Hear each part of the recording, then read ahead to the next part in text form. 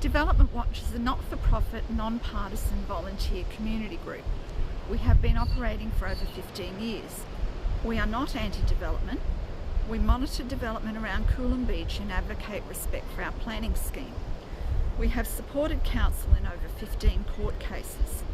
Unfortunately, there have been 3 occasions when we have opposed council. During the state government community consultation on the new Planning Act, we took note of a diagram showing the community as an equal stakeholder in the planning arena. Whilst we agree we should be an equal stakeholder, we often don't have a seat at the table when it comes to major planning decisions, and it is difficult for us to be heard. There are 3 topics I want to speak of today. Firstly, performance outcomes, secondly, the Sekisui court case, and lastly, the Planning Act. The first topic, performance-based planning schemes. Development Watch played an integral part in the formulation of our current Sunshine Coast planning scheme. At the time, council stated, planning schemes can affect what you can do with your land, what your neighbour can do, and what can happen in your street or neighbourhood. And secondly, this planning scheme will put the right settings in place to encourage new investment and provide certainty for the community. Some years after the launch of the scheme, it became apparent to us that alternate outcomes other than acceptable outcomes were being used by developers to meet the performance outcomes. Part of this had to do with the generality of the wording of the performance outcomes. This resulted in uncertainty and created angst for the community.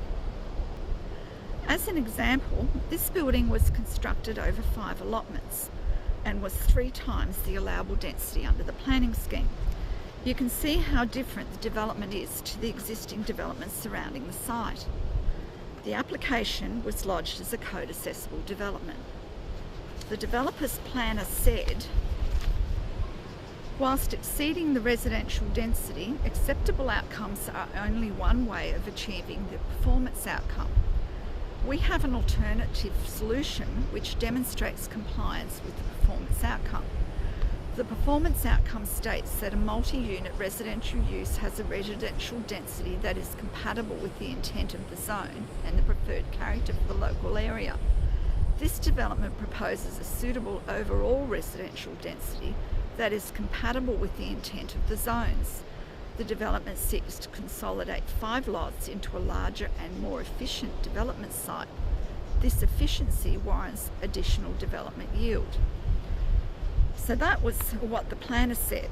The increased density was going to impact traffic, parking and character. So we asked council to make the application impact accessible. Council agreed with the developer and the application was approved, and we had no right of appeal. So we have to ask the question, do we want planning schemes to provide certainty? If we do, flexibility does not provide certainty. My second topic today is the Sekisui Yurumba DA. There have been many matters we have had to address over the years, but the most significant has been the approval of the Sekisui development on the beachside at Yurumba. You may be aware the beachside at Yurumba once formed part of the prestigious 5-star Hyatt Regency Resort. The community had already fought for this site once when a previous owner, Lyn sought to remove most of the tourism focus and replace it with residential based on a need for more residential. The then council voted in favour of that development and approved buildings up to 4 stories. The highest building in the area at that time was 2 stories. That was back in 2005. Lyn proceeded to remove the prestigious golf holes and shut the beach club down. Lyn developed approximately half of the land with houses and then on-sold the remainder of the land to Sekisui House in 2011. At that time, there were still 319 dwellings to be built on the beachside under the existing approval. The sale also included a large residential parcel to the west known as Vantage. Over the ensuing years, Sekisui developed Vantage on the western side, but just trickle developed the beachside land with an occasional house. In 2014, a new planning scheme was launched. It placed a height limit on the Yaroomba beachside site of 2 stories or 8.5 metres. This was Council's recommendation, and at the time Development Watch agreed. Then a few months after the launch of the new planning scheme, Council announced it was considering a major planning scheme amendment for the site to allow a massive residential development and a 5-star hotel in buildings up to 17 stories. This was based on a need for a 5-star hotel. This was subsequently voted down by Council. Sekasui House then lodged an application for another very dense development, also containing a 5-star hotel and residential units in buildings up to 7 stories. This time Council approved the development. So after removing most of the tourism focus from the beachside back in 2005, the community now had to fight against it being put back. The tourism focus, however, was not the issue. The site had a height limit of 8.5 metres and was meant to have development that sits lightly in the landscape. And the adjoining beach was a known breeding site for the endangered loggerhead turtle. The level of community concern became apparent, with some members of the community expressing anger at having to fight the same fight again. Development Watch therefore thought it prudent that Yaroomba set up a separate residents group. With the support of that residents group, Development Watch appealed Council's decision to the Planning and Environment Court. We lost. We then appealed to the Court of Appeal based on errors of law, and we won. We went back to the Planning and Environment Court in August this year for a rehearing. We are now awaiting that decision. The residents have said if the judge doesn't get it right, they want to appeal again. The residents group was amazing. Every rally they had attracted over 2,000 people. They merchandised, they had sausage sizzles, they had raffles, they had art auctions, you name it, they did it. They used every available social media platform. They had sign painting workshops where the children also helped paint the most amazingly artistic and expressive signs. They were relentless, they were passionate, but for the most part they were respectful. The community's expectation has always been that if anything different was to be placed on the Yaroomba beachside site, it would have a height limit of 2 stories or 8.5 metres. They also believed there was no need for the 5-star hotel to be contained in 7-storey buildings, citing Element on Byron as an award-winning low-rise resort that sits on a parcel of land very similar in size to that of Sekasui's beachside land. The Yaroomba community's lives have been put on hold now for 7 years. They have had to raise over $600,000 for legal fees, and that's with a pro bono QC. They have sacrificed precious time with their families and have also contributed some of their own money, which could have been spent on their children and grandchildren. Then there is the cost to ratepayers of Council's never-ending push to have the development approved. In the Planning and Environment Court, Council had 3 barristers. Sekasui had 2. Even in the recent rehearing, Council's submissions were 10 pages longer than Sekasui's. And when our barrister had COVID, Council objected to our request for an adjournment.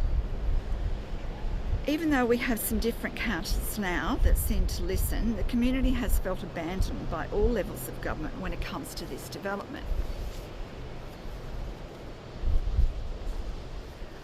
My third topic is the Sustainable Planning Act versus the Planning Act. Something we realised in the Sekasui court case is that the change in legislation from the Sustainable Planning Act to the Planning Act has diluted the importance of local planning schemes in the process of impact assessment. The current legislation does not afford sufficient weight to the views of the community. The Sustainable Planning Act provided the terms of the planning scheme reflected the striking of a balance in the public interest between the many interests potentially affected by the planning schemes. It is the embodiment of the community interest, and it is a comprehensive expression of what will constitute in the public interest the appropriate development of land. The Sustainable Planning Act provided that a decision to approve a development application must not conflict with a planning scheme unless there are sufficient grounds to justify the decision despite the conflict. The term grounds was defined to mean matters of public interest.